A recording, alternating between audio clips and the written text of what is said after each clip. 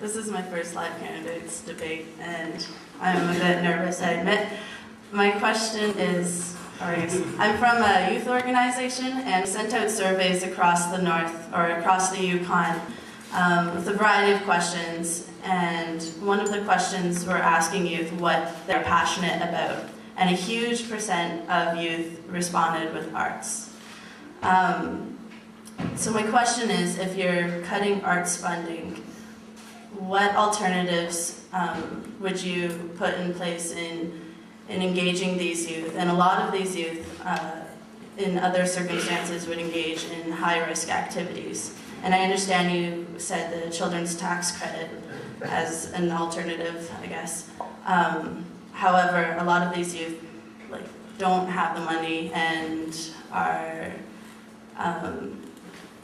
don't have things that are going to enroll them into different arts programs.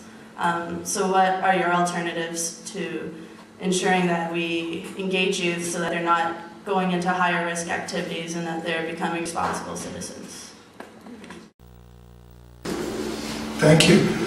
I think within the city, we have a number of organizations that provide support for youth at risk, and certainly my answer to that question would be is to make sure that the message is out there that these kids and the people that are working with these kids know that these facilities, we have some excellent people that are committed their lives to dealing with these exact type of youth that you're talking about. And I think that that's important, that we access and that we use these professionals and the programs that they have out there. If I could just interrupt for a moment. A lot of those organizations, and I'm coming from one of them, we do get funding from arts, from arts funds to put on these programs. Well, again, I would like to just reiterate not only my commitment, but also the commitment to this government, and we're really showing it in the fact that funding has gone up in arts and culture in Canada, $2.3 billion in 2008. Thank you. That was an excellent question, and it's a tough one to address in a minute or a minute and a half. As you probably noticed, I'm fairly emotional when it comes to the arts. I think the arts save lives. Art therapy can help people's heads get straight. Being involved in theaters, I've been involved since I was 4.5 years old, is tremendously empowering to people. And I I wonder about our priorities when I see schools that don't have music programs or don't have any opportunity for kids to express themselves artistically.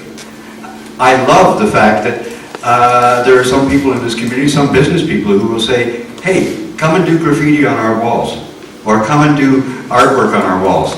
I think everything that we can do, and it's a federal, territorial, First Nations thing, it's not all federal jurisdiction, anything that we can do to provide opportunities for young people, especially young people at risk, to find their creative voice, we should do and we must do.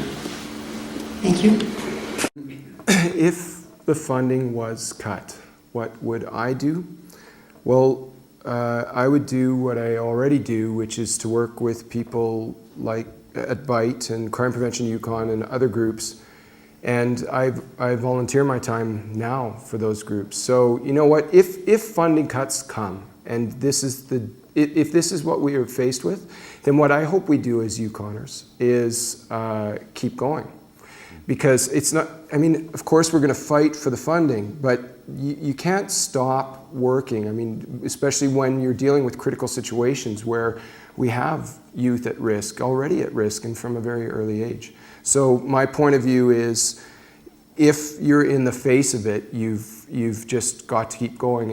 And I'm heartened by the resourcefulness of Yukoners. Well, congratulations for standing up for youth, and I also hope you'll help us try and get as many youth possible as vote. It's very, very important for the future of their lives. Your question was, what would we do if the arts were cut to get them out of high-risk activities? We're not cutting the arts. In fact, we're going to increase the money. And you know, children should be in music and drama and dance and eating, and it's very important to the development of their lives and their proper education and maturation. There's a tremendous social potential too in a place like Sundog, which I brought up a number of times in Parliament. In fact, people that have then called them to see how they're doing it. It can really actually redeem and help save a life that is having difficulty.